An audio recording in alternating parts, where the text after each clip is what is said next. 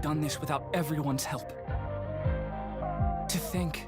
Anime arena fighters have a bit of a reputation. For every absolute banger, we get 3 or 4 that feel like low-effort cash-ins designed to coast entirely on brand recognition. But when a game targets the massive high-stakes finale of a series like the Final War arc, fans naturally hold out hope for something special. Enter My Hero Academia All's Justice.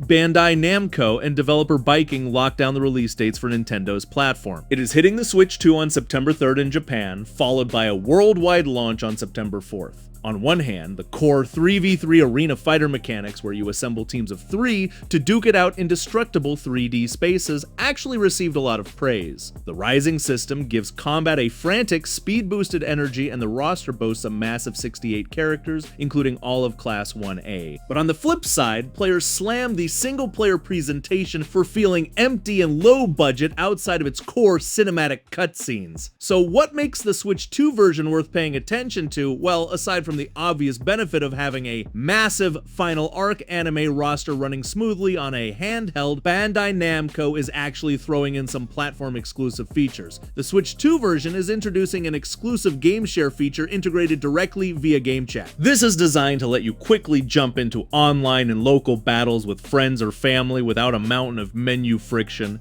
If Viking can leverage the upgraded hardware to keep load times snappy and frame rates locked, the portability factor might just hide some of those bare-bones single-player flaws. Ragnarok's descent from on high.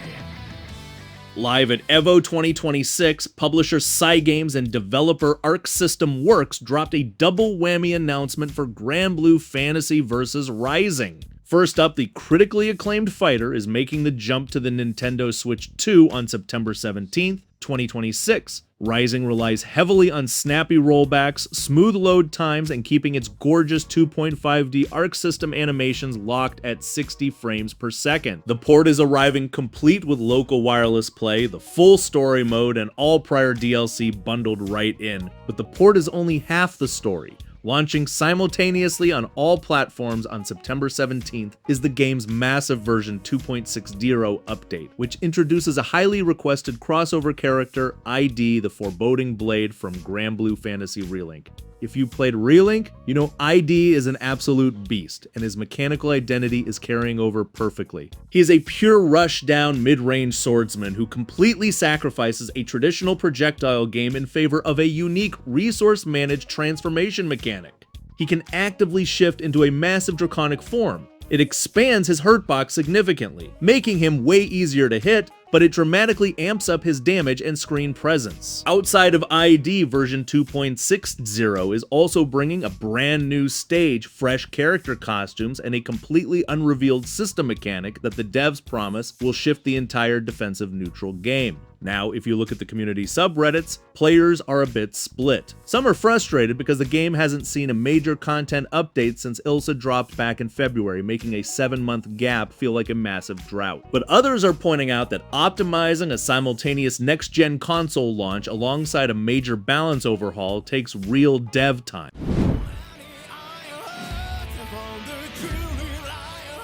There's a specific subgenre of Japanese pop culture that gaming rarely taps into, but when it does, it rules. The world of Banchou, or Japanese high school delinquent leaders. Developers Core Cell Technology pulled back the curtain on Banchou Tactics Lionheart. It is locked in for a Q3 2026 release window. Now, if the name sounds familiar, it's a follow-up to the original indie hit Banchou Tactics, but Lionheart is pulling out all the stops to shake up the actual gameplay mechanics. So, how does it actually play? On paper, it's an action tactical RPG, but instead of just picking a command from a menu and watching your character execute a turn passively, Lionheart introduces an active timing combat system. You still have to position your units strategically on a classic grid layout. But the moment the fists start flying, you have to manually hit precise button prompts for your punches, kicks, guards, counters, and special moves. It's basically blending the high-level brain power of Final Fantasy Tactics with the reflex-driven satisfaction of Paper Mario-style timed hits. Narrative-wise, you're following a protagonist named Kusumi Kyoshiro as he navigates a brutal, highly stylized world of rival academies. You're building a crew, clashing with rival schools, and trying to rise through the ranks to prove who is the absolute strongest. The devs are promising plenty of classic anime school drama, colorful character interactions, and unexpected plot twists to break up the grid-based street brawls.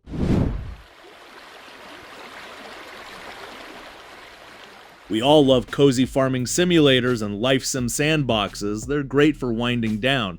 But let's be honest, after you've maxed out your farm and married the local villager, a lot of these games kind of run out of steam because your character lives in a state of permanent youth. What if a game actually forced you to grow old, pass away, and hand your entire legacy down to your kids? That's the exact premise of Kynseed, a beautifully detailed 2D sandbox RPG developed by a team of Lionhead Studios veterans who worked on the original Fable series. After finding a dedicated audience on PC, developer Pixel Count Studios has announced that Kynseed is finally making its way to consoles on August 4th, 2026. Kynseed infuses traditional Stardew Valley-style farming and crafting with a thick layer of quirky British folklore and darker fairy tale elements. Aside from managing crops, you can buy and physically operate automated businesses, like a blacksmith shop, a goods store, or a potion apothecary. But the real kicker is the aging mechanic. Everyone in the world of Quill dynamically ages. To get ahead, you can buy powerful game-changing artifacts from a mysterious entity named Mr. Fairweather.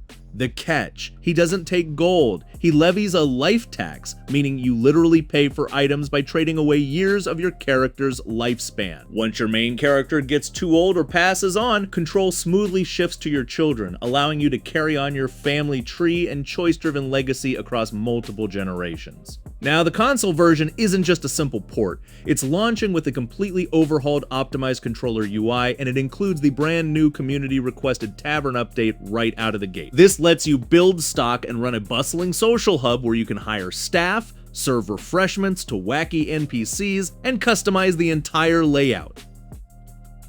Before we get to the next game, let me tell you about ENEBA. ENEBA is a marketplace with games, gift cards, and gaming content, but at a better price. For example, you can grab stuff like Nintendo eShop, $50 card key for just $45.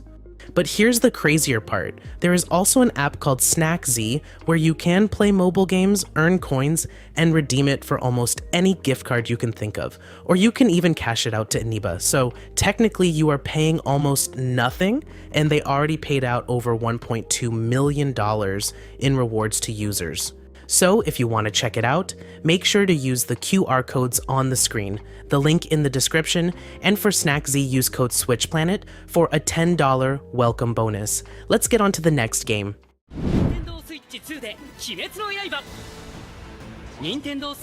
CyberConnect 2 has always been the absolute king of making arena fighters look indistinguishable from high-budget anime. The first Hinokami Chronicles game was a massive commercial juggernaut, clearing over 4 million copies. That's exactly why this latest news is a big deal. The latest issue of Weekly Jump has confirmed that Demon Slayer Kimetsu no Yaiba the Hinokami Chronicles 2 is getting a dedicated Nintendo Switch 2 edition. It's locked in to launch on October 29th, 2026 in Japan, with global dates expected right alongside it.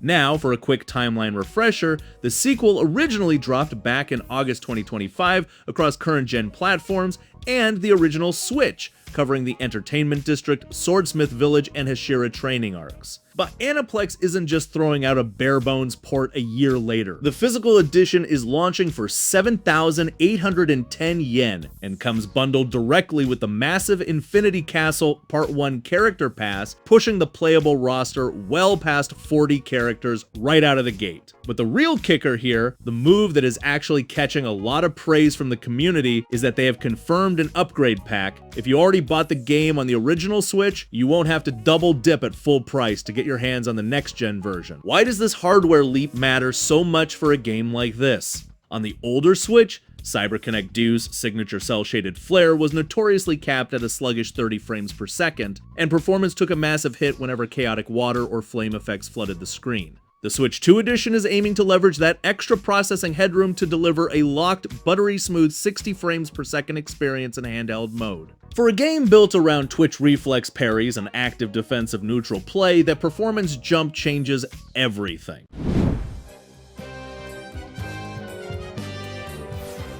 Published by Arc System Works and developed by Dracom Super Niche, this is Demon's Night Fever, and it got confirmed for Switch. This isn't a regular tactical game, the developers are labeling it a speedrun training simulation RPG. The story involves the ultimate devil, Giga Super Death, being transformed into a baby. He makes a bizarre pact with a gloomy young man, Kiyoshiro Katanaka, who hates the world, and together they must regain lost power through acts of pure evil. Now, when they say evil, they mean it. Look at this visual of the peon exploitation system on a classic grid battlefield. You don't just move units, you manually execute brutal tactics to sacrifice your allied peons to fuel your own abilities. We're talking about detonating your underlings with your own hands. The visual is explicitly showing a massive magical industrial explosion, consuming allies and feeding a central source of power. This brutal combat mechanic transforms the landscape, creating new advantages. Your strategic positioning isn't just about cover, it's about optimal peon placement for maximum explosive yield. And the speedrun part, the games is built on aggression and reckless strategy. Kill, die, repeat! The more misdeeds you commit and the more units you lose, the stronger your remaining army becomes, allowing you to quickly move through chapters. But every time you finish a chapter and defeat a boss, the game situation completely transforms. You are never safe.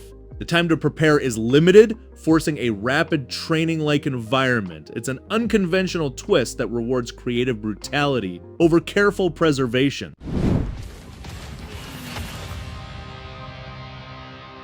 Nobody likes hearing that a game they've been looking forward to is getting pushed back. It sucks. But in the modern gaming landscape, launching a game at the wrong time isn't just risky, it can be an absolute death sentence for a studio if they end up stepping into the path of a literal industry juggernaut. That's exactly what's happening with Lords of the Fallen. Publisher CI Games and developer Hexworks pulled the plug on their planned fall 2026 release window, delaying the highly anticipated dark fantasy action RPG into the first quarter of 2027. CI Games CEO Marek Tymiński broke the news over on X, confirming that while the team is fully energized by the community's reaction to their early reveals, they need a bit more time in the oven to hit the quality targets fans are expecting. Now, let's address the massive open-world elephant in the room here. Tymiński explicitly stated that this delay strategically positions Lords of the Fallen 2 outside of a highly competitive holiday period. Read between the lines there, guys. They are talking about Grand Theft Auto 6, which is locked and loaded for November 19th, 2026. Rockstar's powerhouse is causing an absolute mass exodus of late 2026 release dates, frankly, moving to early 2027 to give your game actual breathing room and the dedicated attention it deserves is a smart business move. Nobody wants to get buried under the hype of the biggest media launch of the decade, but it's not just about running away from Rockstar. The silver lining here is that Hexworks is using these extra months to actively implement feedback from their internal gameplay feedback team, which is a dedicated group made up entirely of hardcore Souls-like veterans.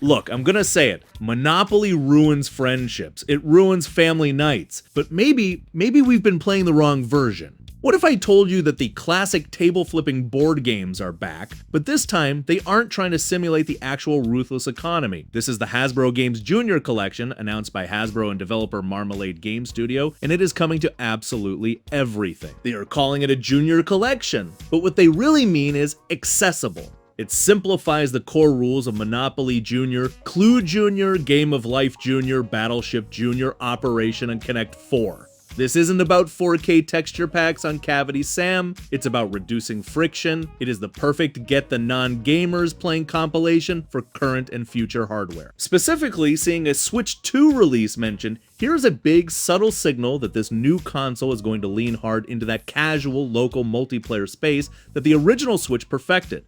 We have all been at a gathering where someone says, hey, let's play a game, and the options are either a competitive shooter or Catan. This offers a frictionless, localized multiplayer experience on platforms we already own or are about to own. Marmalade is known for their faithful digital board game adaptations, and optimizing these accessible experiences for the new Switch means they get it. The couch co-op or handheld party isn't dead. Ultimately, Hasbro Games' Junior Collection is a low-stakes way to play modified versions of games that honestly sometimes need modifying.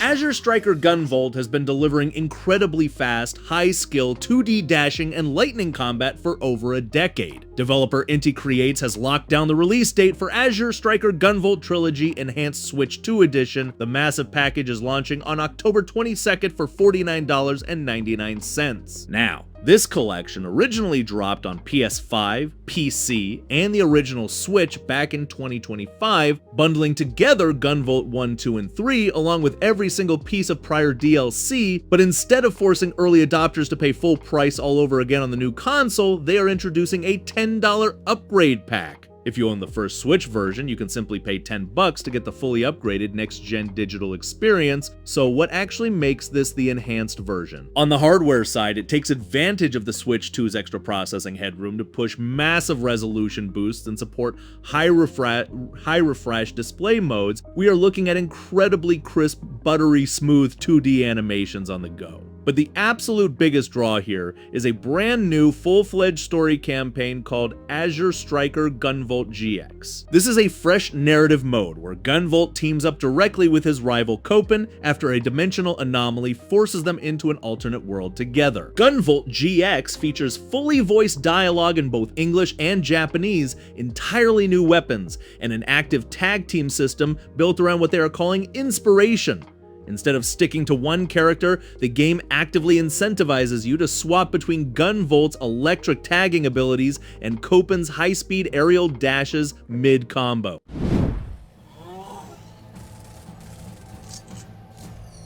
Publisher Atari and developer Just So's Games dropped the official console announcement, confirming that this critically acclaimed bloodbath is blasting onto the Nintendo Switch 2 on July 23rd. It's launching as a complete package for $19.98, bundling both Chapter 1 and the highly anticipated Chapter 2 together for a massive combined total of 23 maps, plus a wave-based survival mode. Now, if you missed out on this when it first hit PC back in 2022, CULTIC is a masterpiece of modern retro horror. It takes massive structural inspiration from 90s cult classics like Blood, mixed with the gritty survival horror atmosphere of early Resident Evil 4. But don't let the beautifully crunchy lo-fi pixel aesthetic fool you. It's built on a modern 3D engine with fully realized physics, interactive lighting, and complex environmental destruction. You aren't just running and gunning, you're sliding under axes, laying traps, throwing dynamic explosives, and catching mid-air projectiles to hurl them straight back at twisted cultists.